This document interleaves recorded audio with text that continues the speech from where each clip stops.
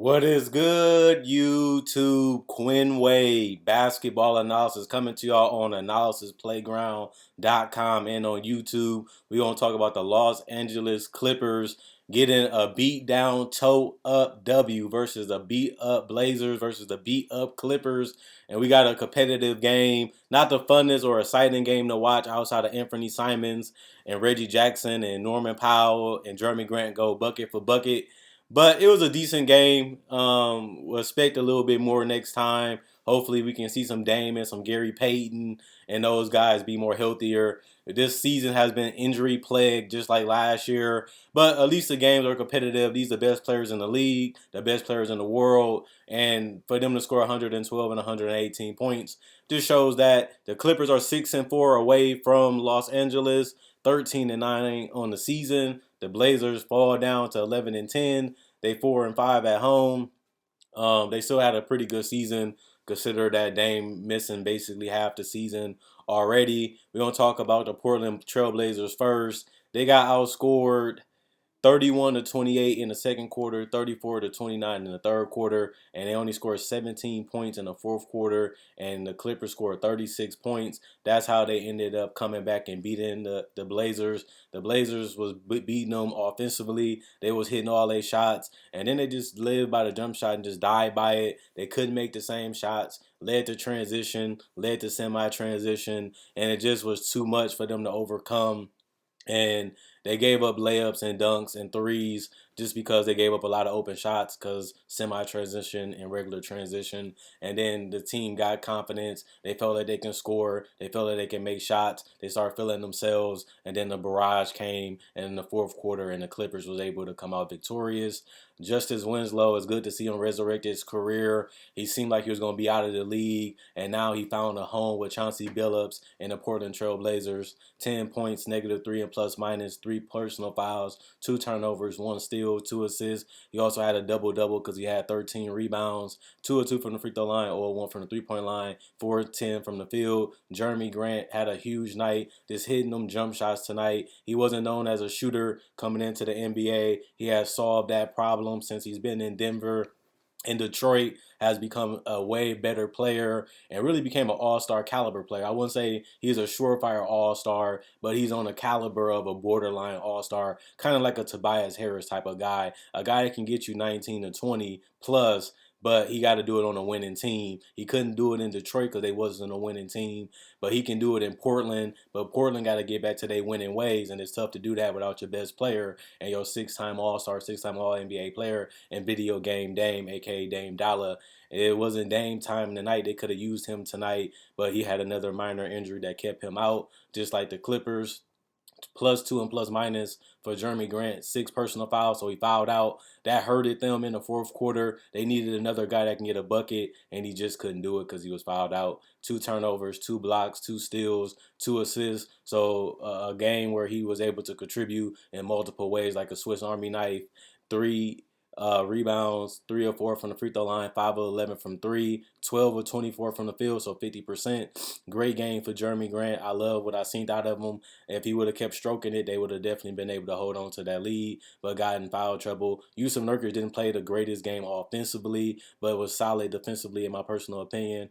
6 of 15 from the field, 1 of 3 from the three-point line, 10 rebounds, 7 assists, 3 blocks, 2 turnovers, 3 personal fouls, -2 and plus minus 13 points. Josh Hart was solid defensively too, but also had a great game. 9 points, -4 and plus minus, 2 personal fouls, 1 turnover, 1 steal, 6 assists, 7 rebounds, 2 of 2 from the free throw line, 1 of 3 from the three-point line, 3 of 6 from the field. Anthony Simons had a great game, one of his best games of his career. Just was stroking that thing all over the court from every spot, mid-range, 3, floater, layup, dunk. Everything was going tonight, but unfortunately it ended up in a loss. 37 points, -4 and plus minus, 4 personal fouls, 1 turnover, 1 block, 1 steal, just like Grant.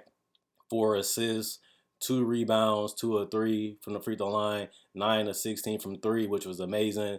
13 of 24 from the field. Drew Ebanks, 2 points, -4 and plus minus. 3 personal fouls, 1 block, 3 rebounds. Also was 1 of 3 from the field. Watford, 3 points. It only was a 3. That's on the attempt that he made. 3 rebounds, 2 assists. Nazir Little, 1 point. Got injured early in the game. I don't know if he's going to miss any time. 1 rebound, -4 and plus minus. 1 of 2 from the field. And Sharp, another solid game for him. 5 points, 1 assist, 1 steal, 1 turnover, -11 and plus minus. 2 of 7 from the field, 1 of 2 from the free throw line. Everybody else did not play tonight. 46% from the field as a team, 48% from 3. They were scorching from 3, 73% from the free throw line. They also had 43 rebounds, 24 assists as a team, 6 steals, 7 blocks, and 11 turnovers and 23 personal fouls. And for the victorious team, the LA Clippers, Morris Sr., 8 points, -1 and plus minus, 1 block, 3 assists, 2 of 2 from the free throw line, 3 of 13 from the field, just not able to make the shots that he normally makes. It happens. You have bad shoot nights, especially when you rely a lot on the mid-range, and a three-point shot. Just couldn't get it going tonight, but it didn't hurt the team that much in the second half because everybody else, they started putting the ball in his hands, and other people stepped up.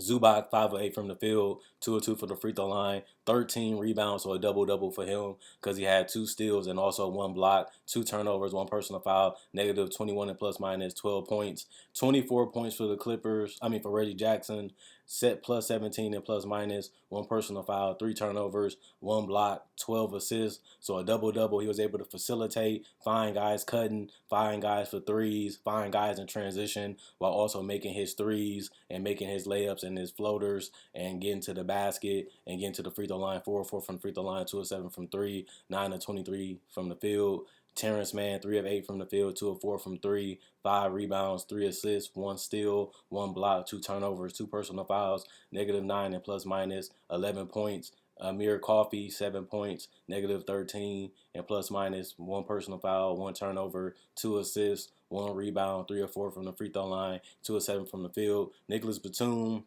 had a solid game off the bench, 3 points plus 22 and plus minus, 2 personal fouls, 2 blocks, 3 assists, 5 rebounds, 1 of 3 from the three-point line, 1 of 3 from the field. Robert Covington, 15 points, plus 10 and plus minus, 3 personal fouls, 1 turnover, 1 steal, 4 rebounds, 3 or 4 from the three-point line, 6 of 8 from the field.